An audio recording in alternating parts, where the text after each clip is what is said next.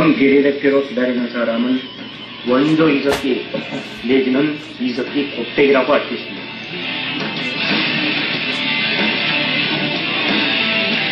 당이 추진한 야권연대를 염두에 둔 발언이라면 우리 당의 종북의 색깔을 덧칠하려는 새누리당의 무분별한 정치 공세에 부화 매동하는 것이라고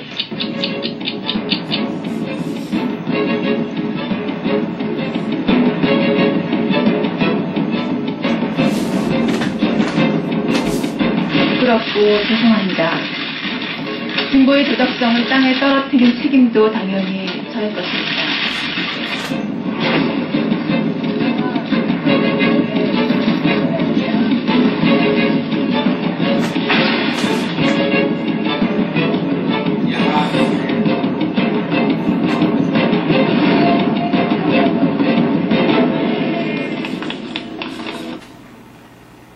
네, 민주당 안팎에서 이석기 통합진보당 의원의 국회 입성에 대한 민주당 책임론이 일고 있죠. 이 문제는 민주당의 고질적인 계파 갈등 양상까지 보이고 있는데요. 작년 4.11 총선 당시 야권연대에 대해서 엄청난 저항에 직면하게 될 것이다. 이렇게 예언한 분이 계시죠. 바로 관악을 지역에서 당시 통진당 이정희 후보와 치열한 경선을 치렀고 그 결과 민주당을 떠나야만 했던 김희철 전 의원입니다. 오늘 저희 스튜디오에 직접 모시고 4.11 총선 관악을에서 벌어진 일, 그리고 김희철 의원이 직접 겪은 통진당 본색 무엇인지 자세히 들어보겠습니다. 어서 오십시오. 네, 안녕하십니까.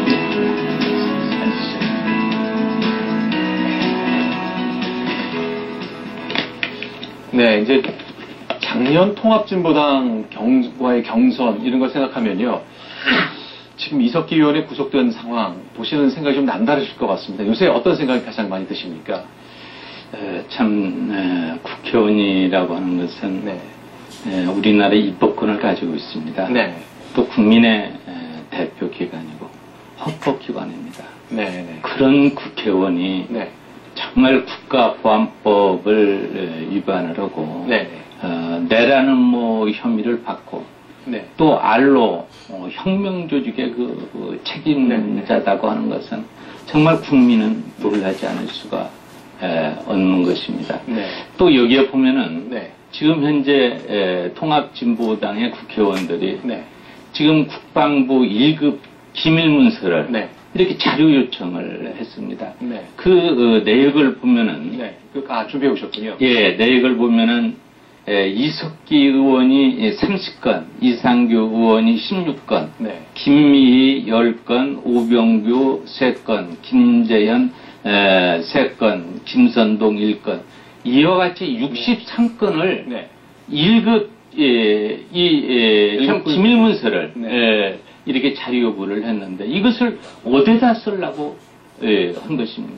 저희도 궁금합니다만 정말로 국민들은 경악해 마지 않습니다. 이런 내용을 참 철저히 수사를 해서 이 국민들에게 이 사실을 밝혀야 된다고 생각합니다. 알겠습니다. 자, 그럼 작년 4.1 총선 당시로 좀 가보겠습니다. 민주당 현역 의원 김희철, 그리고 통합진보당 의원이었던 이정희 후보, 이 두 분이 경선을 하겠다면서 맞붙으셨잖아요. 그때 부정 논란 시비가 있었습니다. 그게 어떤 거였습니까?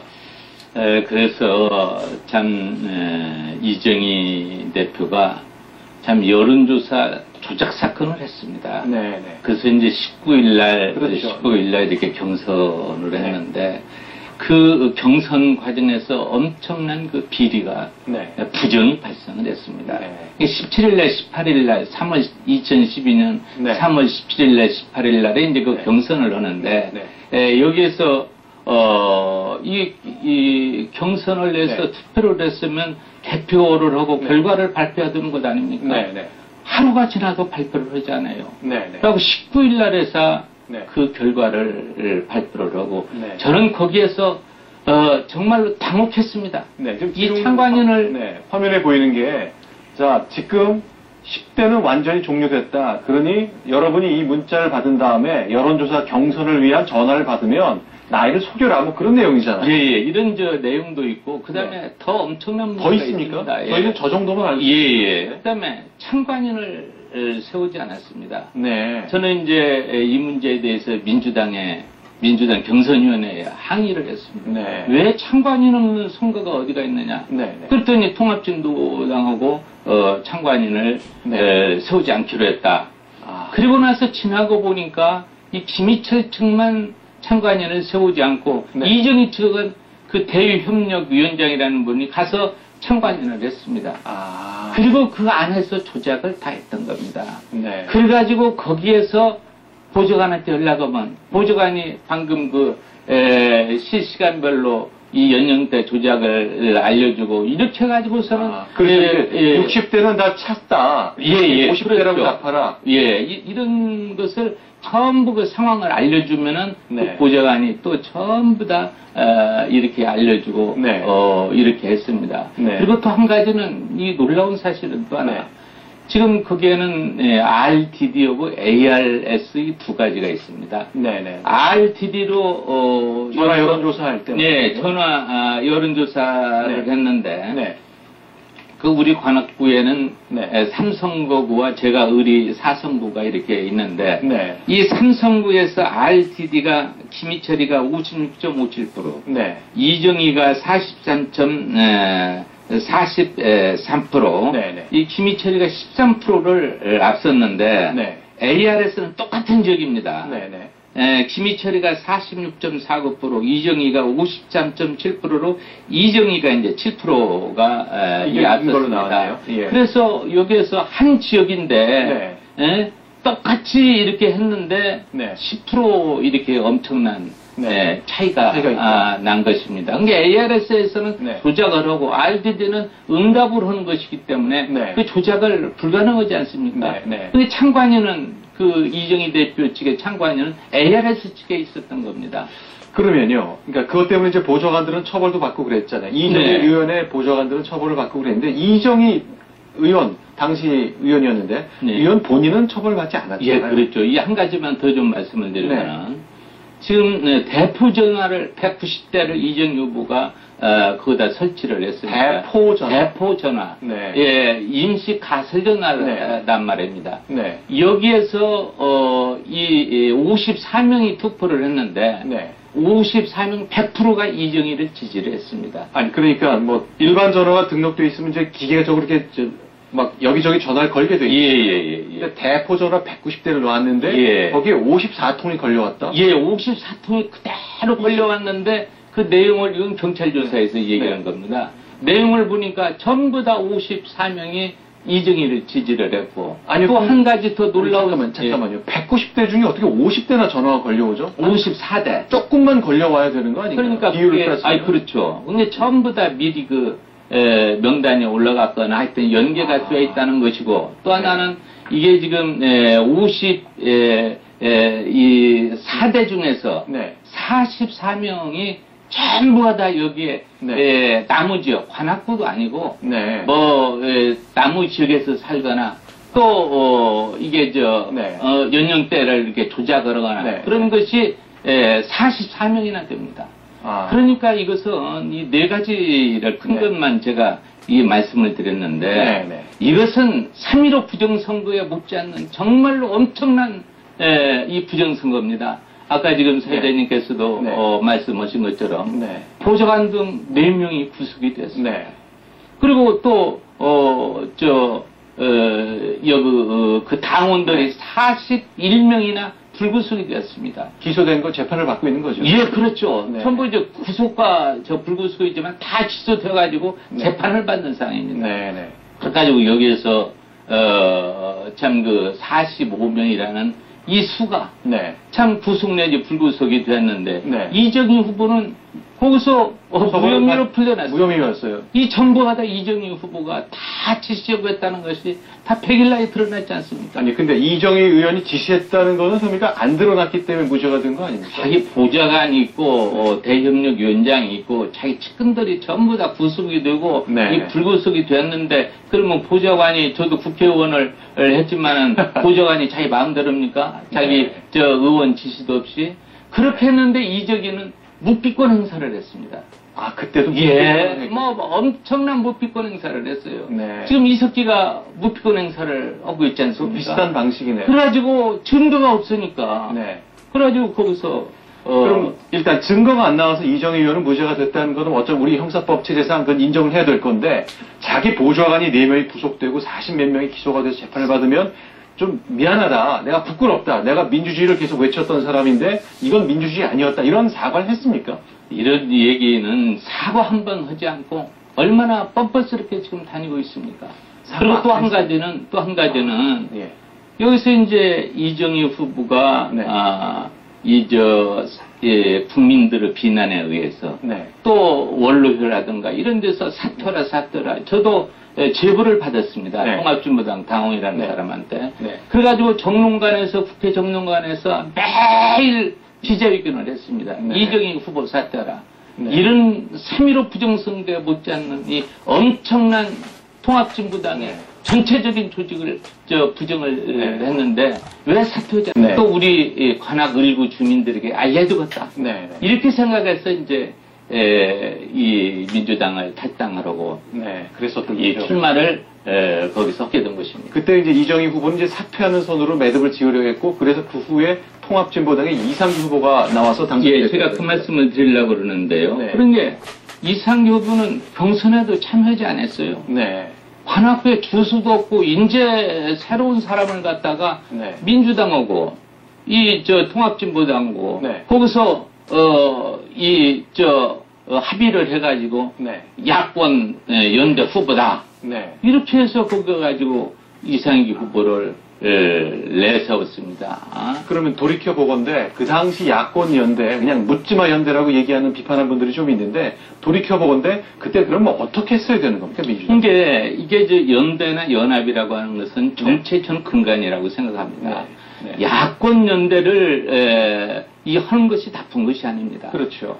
지금 현재 민주당하고 통합진보당이 야권 연대를 한 것은 미실해서 네. 또 비민주적으로 네. 그 절차상의 문제를 이렇게 많이 남겨가지고 야권 연대를 했기 때문에 지금 문제가 되는 겁니다. 네. 지금 지난번에도 언론에도 계속 나오고 했습니다만은 우리 관악 을구 그리고 노원평의 이동섭 의원 네. 또 은평 을의 고현호 위원장 네. 또 고양갑의 박준 위원장 네. 이렇게 4개는 완전히 밀실에서 짜버린 겁니다. 민주당하고 통합진보당하고 네. 그리고 절차만 이렇게 밟아가는데 저는 현역 의원이었기 때문에 네. 이렇게 경선이라도 해서 부정이라도 해서 네. 나를 거꾸로 드리려고 한 것이고 네. 아까 얘기했던 세 분들은 그냥 출마도 못하게 하고 주저앉아버리는 겁니다. 이게. 그런 일이죠. 이런 엄청난 문제를 현재 네.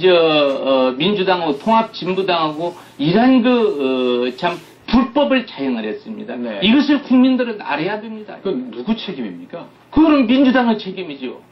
그럼 그 당시에 공천을 주관했던 그런 분들입니까? 그렇죠. 그 당시에 한명숙 대표를 비롯해서 지도부 네. 또 보이지 않는 세력 이런 사람들의 책임입니다. 아니 한명숙 대표와 지도부는 제가 이해하겠는데 보이지 않는 세력이란 무슨 말씀이세요? 저도 그것은 여기서 이 얘기는 할 수 없고요. 네. 하여튼 그런 분들이 전부 이렇게 합해가지고 참 밀실해서 비민주적으로 네. 절차를 무시해버리고 이런 야권 연대를 진행을 해요. 아까도 말씀을 드렸지만 네. 정치의 근본은 연합연대입니다. 절대로 야권연대가 나쁜 건 아닙니다. 네. 그 방법이 비민주적이고 이 절차를 무시하고 네. 미략, 네. 은밀히 이렇게 했기 때문에 이런 결과가 난 것입니다. 그러면 이정희 지금 통합진보당 대표인데요. 그분을 개인적으로 좀 아세요? 저는 깊은 인연은 없습니다만 이제 제가 국회에서 대법관 인사청문회를 특별위원으로서 같이 한 적도 있고 네네. 또 특히 용산 참사를 하는데 제가 이제 민주당 대표였습니다. 예. 그리고 이정희 이 대표님하고는 같이 공동 대표를 이렇게 제가 거기서 해가지고 참 용산 참사라는 게 참, 사유자님 아실는지 모르지만, 정말로 그게, 진상규명, 책임자 처벌, 유가족, 문제 얼마나 어렵습니까? 이것을 이재명 대표 같이 했습니다. 근데 그러면 이런 부정 논란이 있고 상처를 많이 받으신 것처럼 제가 보는데, 그 후에 좀 따로 만나서, 이른바 그냥 우리들 용어로 회포를 푼달까, 좀 앙금을 터는 그런 기회가 좀 있으셨어요? 그런 기회는 없었고, 이제 국회에서 보면은, 제가 오는 것을 이렇게 보면 저쪽 가서 돌아갑니다. 그래가지고 선거 이후에는 한번 만나본 적이 없어요. 그 약간 오해 아니십니까? 그래도 아무리 그래도 더 같이 이제 공동대표도 아니, 그랬는데 그거는 일부러 좀 피하고 싶은 거로 생각하시는 거군요. 예, 그것은 확실히 그 이정희 대표님의 그 뜻은 내가 모르지만은 저를 내가 딱 한 두어 번 봤어요, 국회에서. 저쪽으로 그냥 돌아가 버려요. 그래서 한 번 지금까지 만나본 적이 없습니다. 참 정치가 뭔지 하는 생각이 뭐 절로 드는 상황인데 결국 한때 같이 손잡고 일했던 파트너였지만 선거 승리를 위해서 부정이 좀 자행됐던 것 같고 그건 뭐 기소를 통해서 저희가 일단 부분적으로 확인을 하고 있습니다. 그러면 복당하실 생각이 좀 있으세요? 민주당이 뿌리시잖아요. 그렇죠. 저는 뭐 민주당을 참 어느 당을 끼웃거린 적도 없고 오로지 민주당 하나를 위해서 참 민주화 운동을 했고 제가 참 총학생 위장을 했고 또 형무소 생활도 하고 이런 과정을 거쳐왔습니다만은 단 한 번 다른 곳에 가본 적이 없습니다. 오로지 그 민주당을 위해서 참 국민정당으로 만들고 공당으로서의 그 체계를 갖추기 위해서 모든 노력을 다해왔다고 생각합니다. 그래서 지금 현재 앞으로는 제가 여러 가지 지금 정치적인 상황을 봐가지고 이 판단을 하려고 생각합니다. 그러면 이제 뭐 가정이지만 자꾸 이정희 의원이 피한다고 대표가 피한다고 생각하시니까 만약에 우연찮게라도 이정희 대표가 조우하신다면 어떤 말씀 당부를 할까 생각하고 싶으세요? 저는 그 이정희 대표에게 꼭 이 말씀을 드리고 싶어요. 참 여론조사 조작 사건으로 인해서 자기 보좌관 또 대의협력위원장 자기 수석 같은 사람들이 4명이나 구속이 되었습니다. 그리고 41명이 불구속이 되었는데 이정희 후보는 거기서 묵비권 행사를 해가지고 이 무혐의로 직접 처벌을 나서 대통령도 출마하고 이렇게 해서 민주당에 엄청난 그 피해를 주고 이렇게 했습니다. 이게 바로 공당의 이 책임자로서 할 수 있는 일인가? 두 번째 가서는 이번에도 이제 국정원에서 이석기 사건으로 이제 그 발표를 하니까 처음에는 그것이 날조다. 그리고 이제 국정원에서는 녹취록을 거기서 이 공개를 하니까 그거는 모임은 있었다. 세 번째 가서 총기 탈취, 또 이 시설물 파괴동호 이 얘기를 하니까 농담이었다라고 얘기합니다. 아니 사유자님 생각해 보세요. 지금 이 21세기에 어떻게 민간인이 총기 얘기를 하고 시설물 파괴를 하고 어떻게 이런 일이 정상적인 이란 국민이면 이런 일이 있을 수 있습니까? 그래서 이정희 후보는 정말로 새로 태어나야 됩니다. 저는 이정희 후보에게 마지막으로 한 말씀 드리고 싶습니다. 정말 국민에게 무릎 꿇고 사죄를 하십시오. 그리고 국민을 더 이상 물어보지 말고 이러한 그 지금 현재 통합진보당의 해산까지 이 국민들은 지식인들은 이 얘기를 하는 분도 있습니다. 왜 이런 문제가 나왔는가? 이석기 같은 이런 그 사태가 두 번 다시 일어나서는 안 되겠다. 이것을 이정희 대표는 통감을 하고 국민 앞에 무릎을 꿇으십시오. 그 말씀을 전하고 싶으셨군요. 그러니까 직접 만날 기회가 언제 생길지 모르겠지만 꼭 기회가 있고 그 뜻이 전달됐으면 좋겠습니다. 자, 오늘 말씀 잘 들었습니다. 고맙습니다. 감사합니다. 저희는